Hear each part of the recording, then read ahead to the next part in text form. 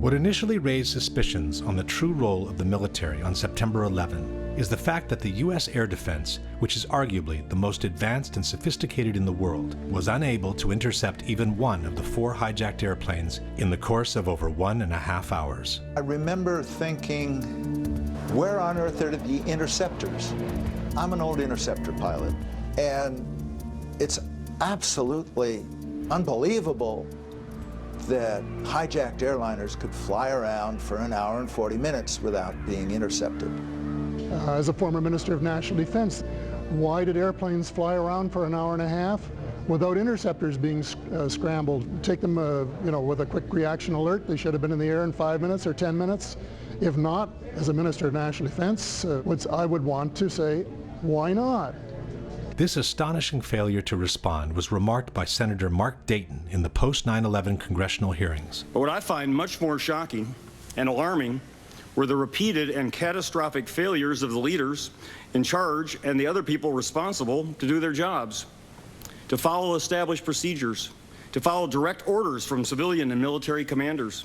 The official justification for this failure is a series of blunders, miscommunications, and mistakes that has come to be known as the incompetence theory. On that day, you saw a lot of well-meaning, confused people struggling to make sense of a terrible situation. They didn't even know where the planes were. One argument for the incompetence theory is that the air defense was conceived to protect the U.S. from external threats, not internal ones. The fact is that our air defenses, the whole NORAD system, was not at all geared towards protecting us from domestic aircraft. Quite the contrary. It was all set up to detect aircraft coming in from overseas. La difesa era predisposta per difendersi da attacchi provenienti dall'esterno. L'America era come un castello con un fossato, ma questi hanno usato una catapulta per entrare. Saltando il fossato si sono trovati all'interno, nel ventre mole dell'America, e l'hanno potuta scolpare. What the debunkers forget to mention is that the responsibility for tracking internal hijacks has never fallen on the military to begin with.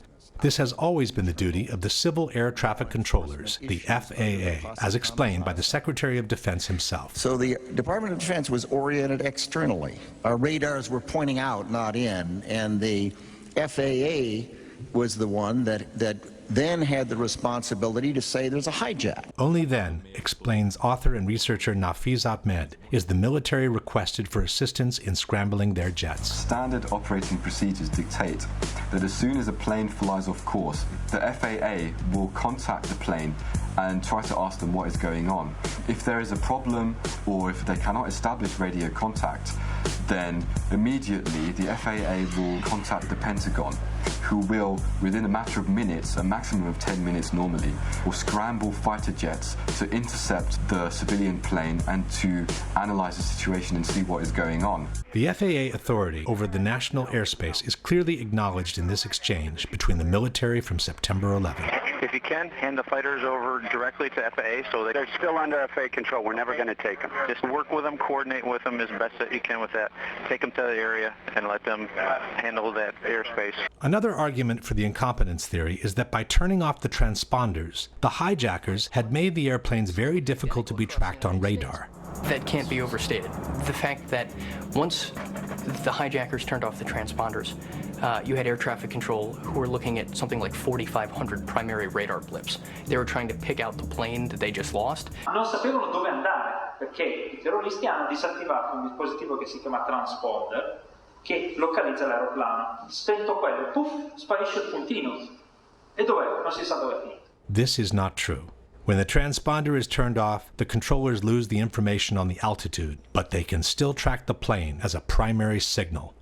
The following example shows how long it took an air traffic controller to find American 11 on his screen after he was told the plane had been hijacked. Good morning, Boston Center. I got a situation here with American 11. We believe it's a possible hijack. Okay, tell me more. We lost radio communications with him. Then we lost his transponder. And right now the aircraft is just west of Albany going southbound. Okay, I see him. United 175 never turned the transponder off. It just switched codes. United 175 is 50 miles northwest of New York City when its transponder code is suddenly changed. As I look up, I notice that United 175's code has changed. I just turned around and radioed the pilot.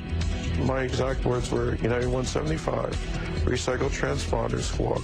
Hijacker Al-Shehhi obviously intended to turn off that transponder, but because he just changed codes and didn't turn it off, he still left the controllers with a very clear indication of the normal return from an aircraft that was squawking, that's what we call it, with the altitude.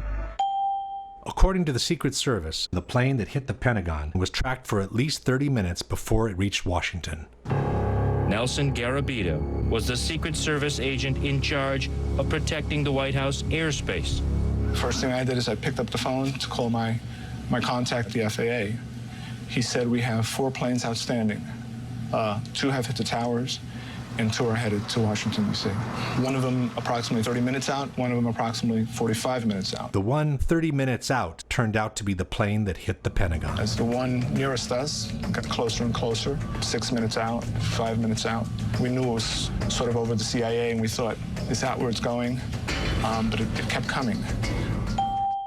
United 93 was also being tracked after the hijacking. We were tracking United 93, and I was in conversation with the FBI agent, and he was relaying to me that we suspect that this aircraft has now been taken over by hostile forces, described the sharp turn it made over eastern Ohio, and now is heading back along southwestern Pennsylvania. The airplane was being followed step by step, practically in real time.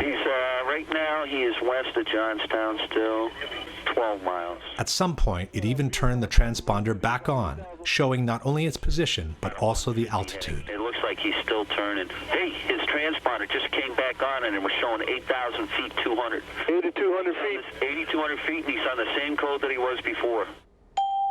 Save for some moments of confusion, the 4 airplanes were being tracked by air traffic controllers all along. The real reason for the failure to intercept the 4 aircraft seems to have been the high number of military exercises that were being run by NORAD on September 11 out of their base in Cheyenne Mountain, Colorado. As Webster Tarpley noted in his book 9/11 Synthetic Terror, staff exercises or command exercises are perfect for a rogue network, which is forced to conduct its operations using the same communications and computer systems used by other officers who are not necessarily party to the illegal operation. Interestingly enough, on the evening of September 10th, the security level for the NORAD computer system called Infocon had been dropped to normal, the lowest level. This made it easier for anyone to penetrate or compromise the computer networks of the air defense system. On September 11, between 4 and 10 military exercises had been scheduled, some of them involving false hijacks of commercial airplanes. This unusual number of exercises had 2 major consequences. 1, they moved a large number of fighters out to Canada and Alaska.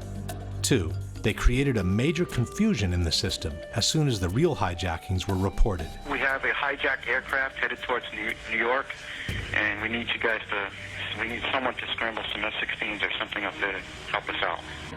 Is this real world or exercise? No, this is not an exercise, not a test.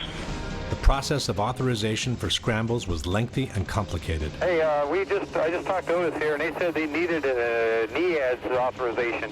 Confusion and pressure kept mounting. I don't know where I'm scrambling these guys to. I need a direction, destination. At times, communications were jammed. If you could do me a favor and have them call us, we cannot call out for some reason. Some in the military quickly realized the simulations were causing a problem. You know, let's get rid of this goddamn sim. Hey, turn the sim switches off. Let's get rid of that crap. I hope they cancel the exercise because this is ridiculous. But they were not canceled. Even after both towers in New York had been hit, when everyone knew America was under attack, the war games continued. You guys watching the news? Yeah. I wasn't sure. I've been watching for about 10 minutes. They suspend the exercise now? Not at this time, no. Apparently, someone took advantage of the situation. While the plane headed for the Pentagon was quickly approaching from the west, an unknown source, which was never identified, reported that American 11 was headed towards the Capitol even though the plane had already crashed into the North Tower. I just had a report that American 11 is still in the air and it's heading towards Washington. Okay, American 11 is still in the air. This attracted all the attention towards the so-called Phantom plane. He's still airborne, he's still a hijack out there, but we can't get a position on him. The jets from Langley were prepared to intercept it. I don't know if they might want to alert some aircraft down there, though, too. We have Langley on battle stations right now. Okay. Then they were scrambled straight for Washington. Foxy, scramble Langley, head towards the Washington area. Roger that. But a different command post, called Giant Killer, sent the fighters out to the ocean. Say again where you want him? We want him in the Whiskey 386 area. This didn't sit well with the operations center. Freaking Giant Killer and their wisdom sent him out over the water when we scrambled him to Washington. By the time the plane headed for the Pentagon was circling the Capitol, it was too late for the Langley jets to intercept it. Even after the Pentagon was hit, the war games were not suspended. And again, while United 93 was being hijacked, another false alarm attracted the attention in the opposite direction. Did you get the word? I got a Delta 8-9er southeast of Toledo. 8-9, that's a hijack. They think it's possible hijack. Fuck. South of Cleveland, we have a code on him now. Good. Pick it up. Find it. Fuck, another one. Major Nazipany turned to Toledo Air Force Base. I'm sorry to be so brief and quick on this, but there's another possible hijack about 50 miles east of Toledo, and you guys are the closest, and we need somebody airborne. But instead of getting help, his authority was questioned. What authority is this coming from? What authority is this coming from? The DO is the best I can tell you. Nazipany vented his frustration to his superior, Colonel Marr. He's going to tell his commander, the commander's going to call you, because he doesn't believe the authority. Then they tried Duluth Air Force Base. What about Duluth? Okay, Duluth, you got no fighters. Nazipany went all the way to the Western Quadrant looking for help. This is Major Cheney. Who is this? Hey, Kenny, this is Nasty. How you doing? Hey, doing all right. Hey, we're not doing so good right now. What I'd like to do, possibly steal some aircraft out of Fargo from you guys. But here, too, there were no planes ready for scramble. They're going to get 2 aircraft up in about 15 minutes. They tried Syracuse, but 20 minutes was the best they could do. Syracuse 2 airborne in 20 minutes.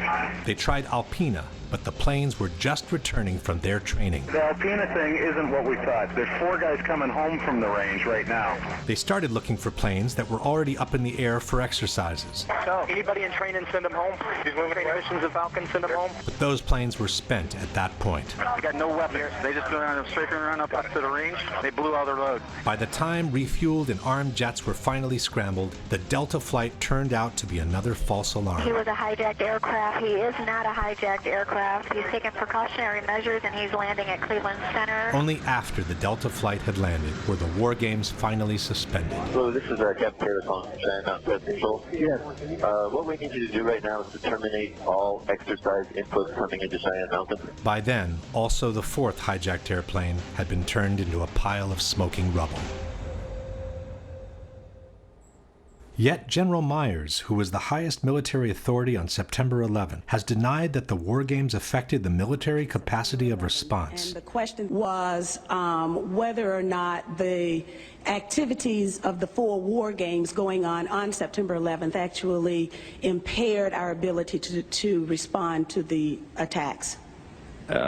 The answer to the question is no, did not impair our response. General Myers forgot to mention that on the morning of September 11, only 4 planes were armed and ready to intercept terrorists in the eastern region of the country. I've determined, of course, that with only 4 aircraft, we cannot defend the whole northeastern United States. That was the sensation of frustration, of I don't have the forces available to do anything about this. Myers instead has even suggested that the war games helped the military response. General Eberhart, who was then the commander of North American Aerospace Defense Command, as he testified in front of the 9/11 Commission, I believe he told them that it enhanced our ability to respond. What that means is all the battle positions that are normally not filled are indeed filled.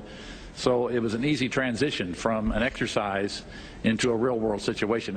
Again, Myers forgot to mention that the transition took place only after all tragic events had ended, around 11 o'clock. By 11 o'clock, the sense of alarm had spread across the country. Fighter jets actually patrolling the skies. It was a war zone. Our skies were turned into a war zone. Everywhere you turn, it was military jets and helicopters everywhere. George Bush returned to Washington on the evening of September 11. The president finally returns to Washington. An escort of 6 helicopters was waiting for him. 300 fighters were defending the skies. Had there been 300 fighters ready to defend the skies on the morning of September 11, would the terrorist attacks have turned out the same way? This leads us straight into a pivotal question. Was the choice of scheduling so many exercises in the same day just a misfortunate call, or was it intentional? To answer this question, we need to take a closer look at some of the warnings the U.S. had received in the months prior to September 11. By the spring of 2001, the system was blinking red, according to intelligence chiefs. The U.S. administration has always maintained that they knew the attacks were on their way, but they didn't have specific information on them. I knew there was another attack planning. I knew there was another attack coming. And the obvious question behind that is, well, why didn't you do something about it? We had no specific information. It was not specific as to time, nor place, nor manner of attack. No specific threat involving really a domestic operation or involving what happened, obviously, the city's airliner and so forth. There were no warning signs that I'm aware of that would indicate this type of operation in the country. All these statements are false. A joint congressional inquiry on September 11 has revealed that in spring and summer of 2001, there had been a flood of warnings about possible terrorist attacks in the United States, some using airplanes as weapons. In fact, as reported by the New York Times, American aviation officials were warned as early as 1998 that Al-Qaeda could seek to hijack a commercial jet and slam it into a U.S. landmark. The London Times has revealed that the British MI6 had warned the American intelligence services about a plot to hijack aircraft and crash them into buildings 2 years before the September 11 attacks. Russian President Vladimir Putin has said publicly that he ordered his intelligence agencies to alert the United States last summer in 2001 that suicide pilots were training for attacks on U.S. targets. German intelligence alerted the CIA in June 2001 that Middle Eastern terrorists were training for hijackings. The Sunday Herald has confirmed that Britain gave President Bush a categorical warning to expect multiple airline hijackings 1 month before the September 11 attacks. Then there was the infamous August 6th memo. President Bush was told in August that Osama bin Laden might be planning an attack involving the hijacking of U.S. aircraft. It's titled, Bin Laden Determined to Strike in U.S. The 2-page memo states, FBI information indicates patterns of suspicious activity in this country, consistent with preparations for hijackings or other types of attacks.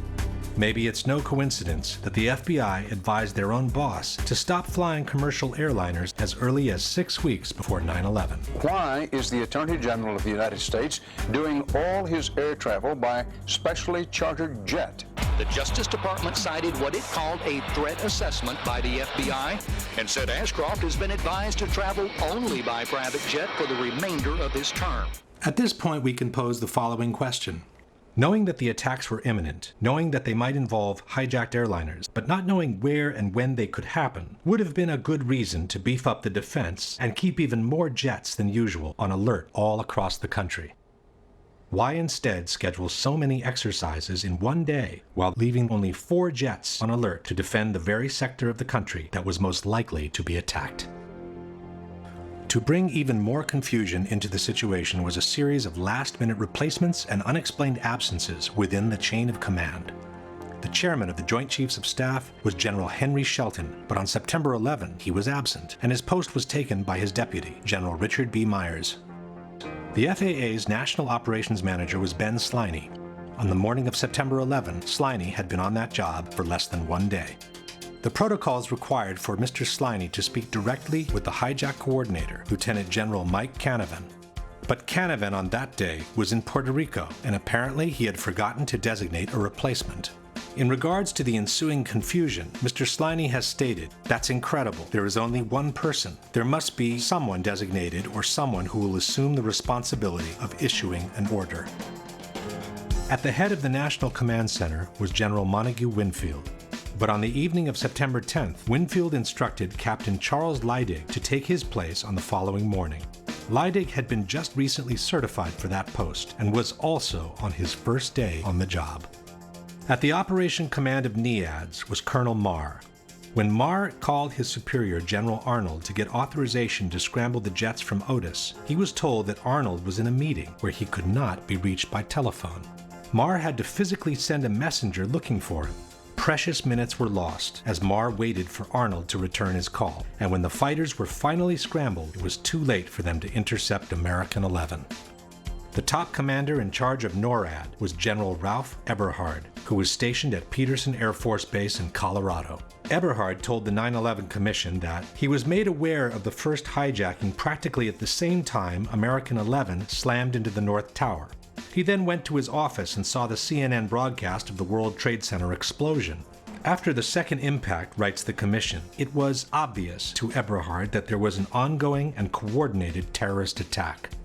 At that point, Eberhard called General Myers to update him on the situation. But even though both generals knew the country was being attacked by hijacked airplanes, neither of them suggested suspending the war games and recalling all the fighters available as soon as possible.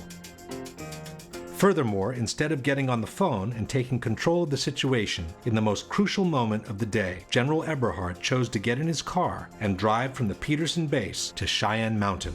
The 30-minute drive put him completely out of the loop, since Eberhard couldn't receive telephone calls, wrote the Denver Post, as senior officials weighed how to respond. General Eberhard was also the person responsible for lowering the security level of the defense computer system on the evening of September 10th. And then there was Donald Rumsfeld. As stated by the 9/11 Commission, procedures called for the hijack coordinator on duty to contact the National Military Command Center and to ask for a military escort aircraft to follow the flight. The NMCC would then seek approval from the Office of the Secretary of Defense to provide military assistance. If approval was given, the order would be transmitted down NORAD's chain of command. But this kind of procedure becomes difficult to follow when the hijack coordinator is in Puerto Rico. No one knows who the replacement is. The military command is in the hands of a total rookie, and the Secretary of Defense is nowhere to be found. Donald Rumsfeld told CNN that he was informed of the Trade Center being hit some 15 minutes before the Pentagon was hit. This places the episode around 9:22 in the morning. And after the Pentagon was hit, rather than go to the command center and take charge of the situation, the Secretary of Defense chose to lend a helping hand on the Pentagon's lawn. It's almost as if Rumsfeld didn't feel the need to be informed about what was happening to his country under attack. The Secretary of Defense is outside the burning building, while inside the Pentagon. For 30 minutes, we couldn't find him. And just as we began to worry, he walked into the door of the National Military Command Center. By the time Rumsfeld walked into that door, all major events had ended. In fact, Rumsfeld told the 9/11 Commission that he was just gaining situational awareness when he spoke with the Vice President at 10:39. That's more than 1.5 hours after the whole world knew that America was under attack. Why would so many rookies be placed in key positions? And why would so many top officials be either absent or unavailable on a day when so many exercises were scheduled is a question that remains to be answered. Question.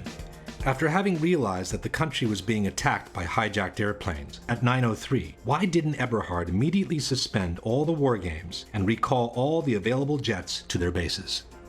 Why didn't Myers order him to do so after having been briefed by Eberhard on the ongoing attack? And why hasn't the 9/11 Commission ever asked either general these most fundamental questions? The final argument against the incompetence theory is offered by researcher Nafiz Ahmed. If we try to explain it by using the incompetence theory, it doesn't make sense. For example, if it was incompetence, we would expect that there would have been a normal inquiry into what went wrong. We would have expected that there would be some kind of reprimands, that certain officials would be downgraded, or they would lose their jobs, or something would have happened to correct the situation. But we find that there has been no such reprimands at all. Not only that didn't happen, but the opposite took place. After 9/11, most of the high-ranking people involved in this catastrophic failure were either confirmed to their posts or promoted to higher levels. Condoleezza Rice, who had misrepresented the information the government had on the attacks in a sworn testimony, kept her post as National Security Advisor and went on to become Secretary of State in the following Bush administration. General Eberhard, the NORAD commander who didn't think of recalling the war games as soon as he knew his country was under attack, was chosen to lead the newly created U.S. Northern Command, which the Department of Defense has termed the nation's premier military homeland defense organization. Donald Rumsfeld, who acted more like an estranged passerby than the Secretary of Defense, kept his post at the Pentagon and began enjoying the largest increase in military spending after the Vietnam War. Richard B. Myers, despite the total breakdown under his leadership, was promoted to chairman of the Joint Chiefs of Staff, the highest military post in the country. On September 13, confirmation hearings were held for General Myers as if nothing ever happened, while people were still being pulled alive from the rubble at Ground Zero.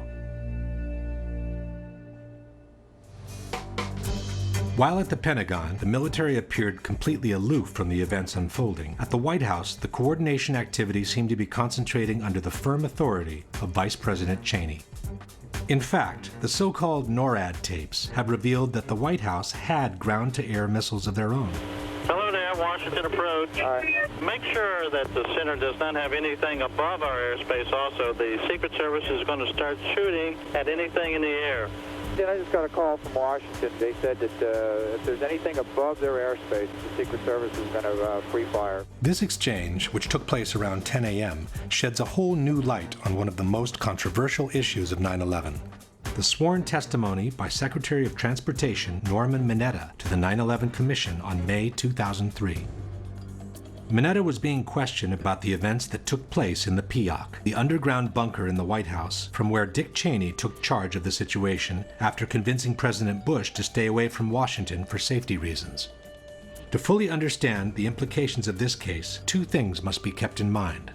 One is that according to the official version, Flight 77 crashed into the Pentagon at 9:37, while Flight United 93 crashed in Pennsylvania at 10:03. It's on this 26-minute window that hinges the whole credibility of the Vice President on his true role in the September 11 attacks.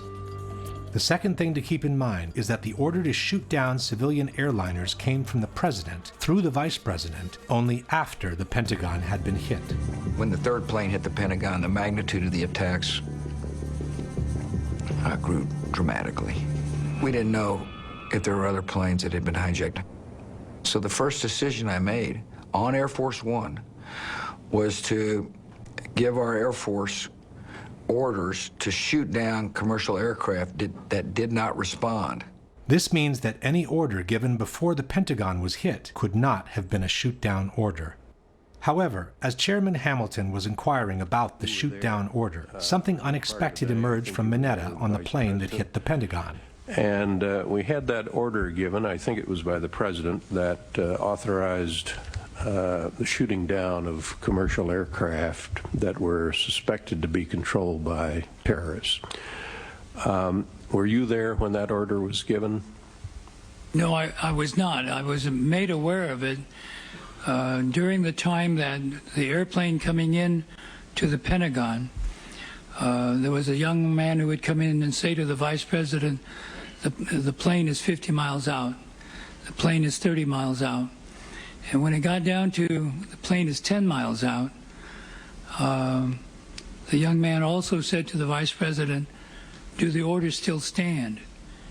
And the Vice President turned and whipped his neck around and said, of course the orders still stand. Have you heard anything to the contrary? Well, at the time, I didn't know what all that meant. And the flight you're referring to is the flight that came into the Pentagon. Yeah. Mineta's deposition posed a major problem. Since the shoot-down order was given only after the Pentagon was hit, Cheney's order sounded very much like one not to shoot down the plane. Hamilton immediately suggested that what Mineta had witnessed was also a shoot-down order. Let me see if I understand. The plane that was headed toward the Pentagon and was some miles away, there was an order to shoot that plane down. Well, I don't know that specifically. Commissioner Romer picked up where Hamilton left off. You said, if I understood you correctly, that you were not in the room when the decision was made to what you inferred was a decision made to attempt to shoot down Flight 77 before it crashed into the Pentagon. Is that correct? I didn't know about the shooting, the order to shoot down.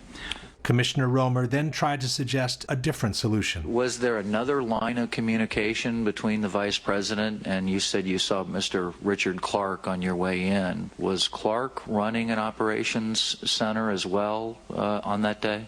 Dick was in the Situation Room. So there was a Situation Room making decisions about what was going to happen on shoot downs as well as the PIOC? I don't believe they were making any decisions. I think they were more information gathering from various agencies. Could it have been in the Situation Room where somebody in the Situation Room recommended the shoot down and the Vice President agreed to that? Commissioner Romer, I would assume that a decision of that nature would have had to be made at a much higher level than the people who were in the Situation Room. Unable to resolve the discrepancy, the 9/11 Commission took a series of dramatic steps. Firstly, they simply excluded Minetta's testimony from the final report. In the 560 pages of the report, Norman Mineta is mentioned only once, in an unrelated circumstance. His presence in the PIOC is never even acknowledged, and the video segment you have just seen has been removed from the Commission's official website, and it's no longer available. Secondly, the 9/11 Commission moved Dick Cheney's arrival in the PIOC to after the Pentagon had been hit. From the final report we read, the Vice President entered the underground tunnel leading to the shelter at 9:37, which is the same time the Pentagon was hit. The Commission stated that Dick Cheney remained in the tunnel for more than 20 minutes trying to complete a call to the President, and that he only entered the PIOC at 9:58. Why would the Vice President spend more than 20 minutes in a tunnel trying to make a phone call when the PIOC is fully equipped with all kinds of telephones has never been explained. As a third step, the Commission moved the exchange with the young man to after 10 o'clock and rewrote it in order to reconcile it with the official version. From the final report we read, at some time between 10:10 and 10:15, a military aide told the Vice President and others that the aircraft was 80 miles out.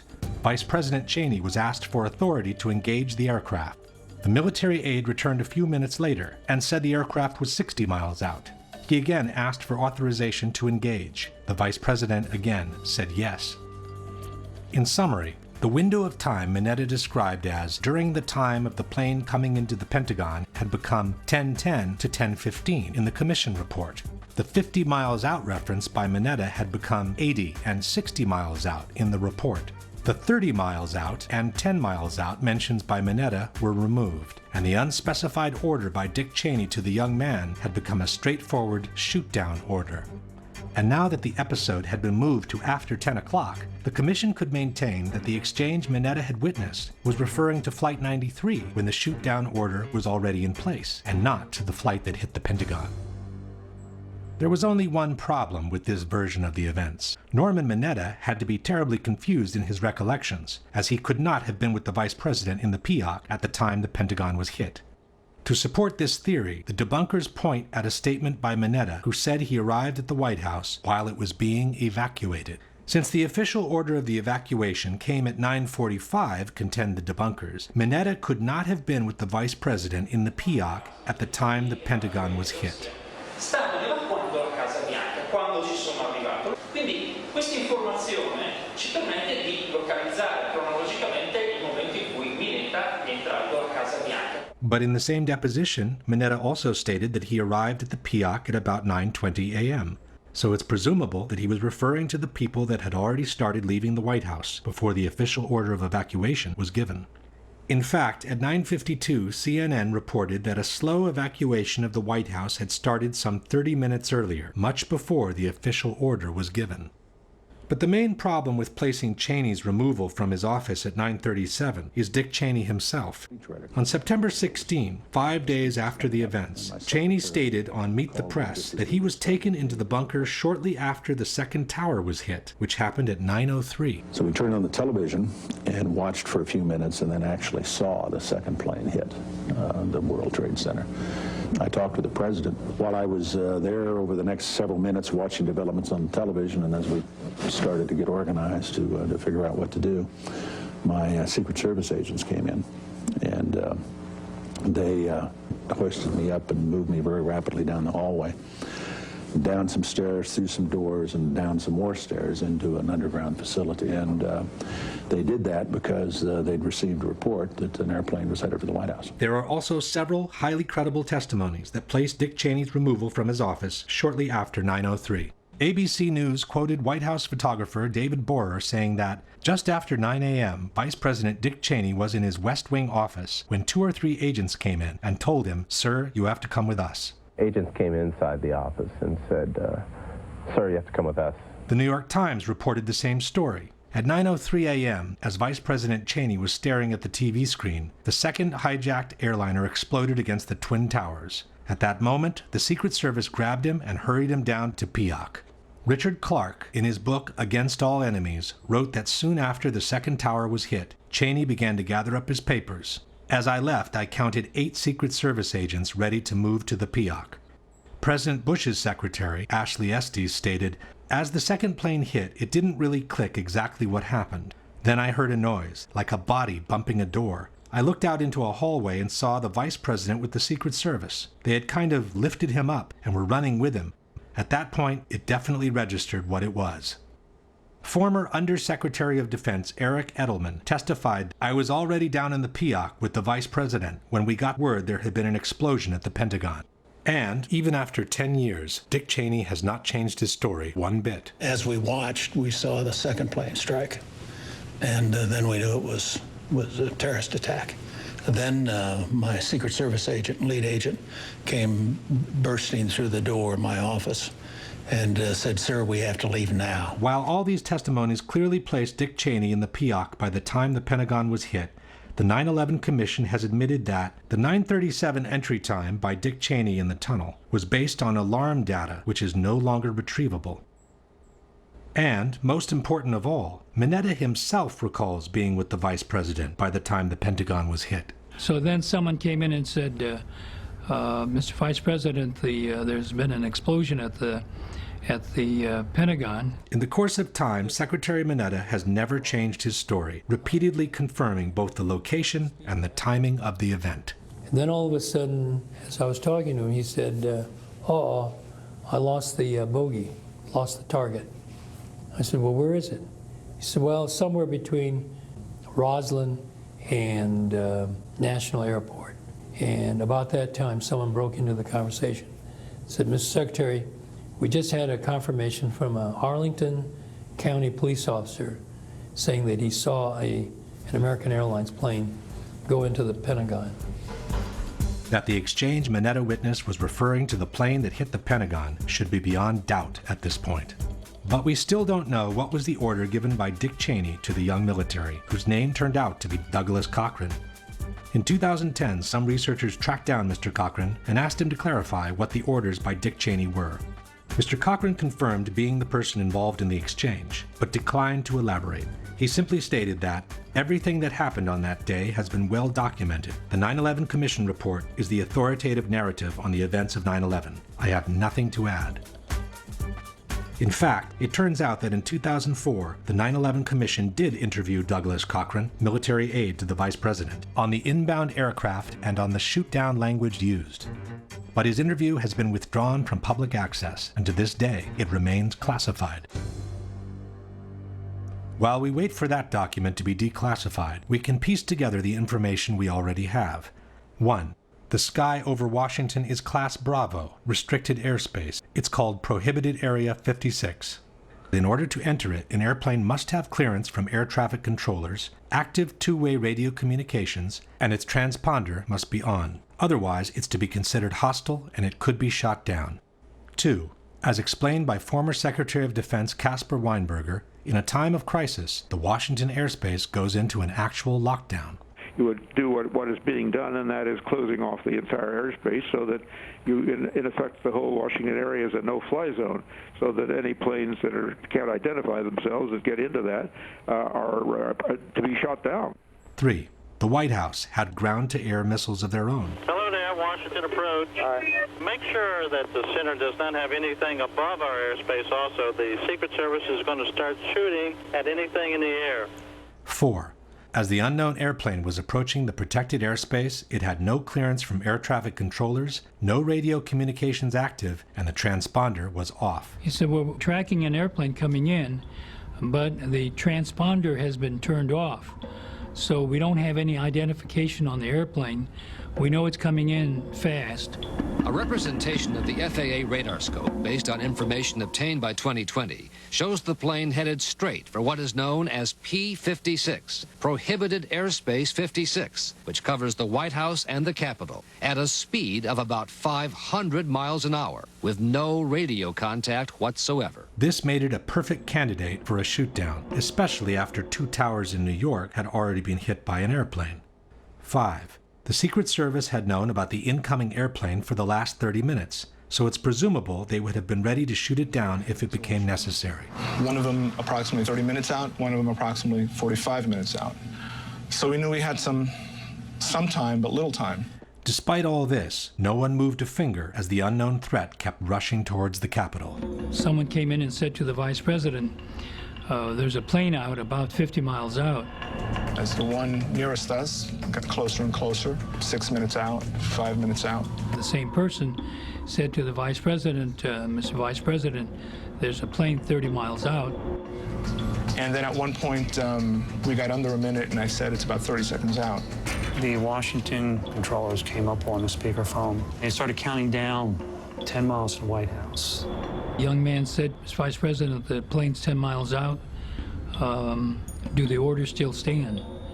And the Vice President sort of whipped his head around and said, of course they do. 9 miles from the White House, 8 miles to the White House, all the way down to 1 mile from the White House. But no missile was fired.